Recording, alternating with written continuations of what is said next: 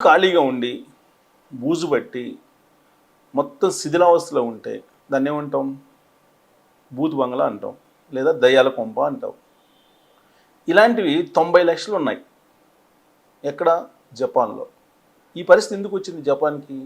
Technology పరంగా high ఎండ్లో ఉండేటువంటి జపాన్లో ఇవాళ 90 లక్షల దయ్యాల కొంపలు ఉన్నాయని అంటే కారణం జననాల రేటు తగ్గిపోవటం, వృద్ధుల సంఖ్య పెరిగిపోవటం. ఇది ప్రధానమైన అంశం అని చెప్పి 2023లో చేసినటువంటి సర్వేలో వెల్లడైంది. ఆ సర్వే ప్రకారం మొత్తం హౌసెస్లో 14% ఇళ్ళు ఖాళీగా ఉన్నాయి. అక్కడ శిథిలావస్థలో ఉన్నాయి. ఆ శిథిలావస్థలో ఉన్నటువంటి ఇళ్ళు ఎందుకు ఉన్నాయని అంటే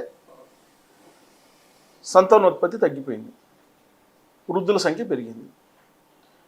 కొద్దిగా గొప్ప పుడితే వాళ్ళేమో దగ్గరలో ఉండేటువంటి పట్టణానికి ఉపాధి కోసం వెళ్ళిపోతున్నారు. దీంతో గ్రామాల్లో, జపాన్లో గ్రామాల్లో ఉండేటువంటి హౌసెస్ని అకియా అంటారు. ఈ శిథిలావస్థలో ఉండేటువంటి హౌసెస్ని అకియా అంటారు. ఇవి 90 లక్షలకి చేరుకున్నాయి. ఇప్పుడు అర్థమవుతుందా?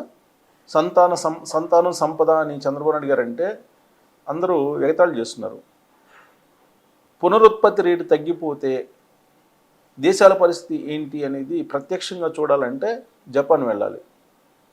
జపాన్లో ఉండేటువంటి దయ్యాల కొంపలను చూడాలి.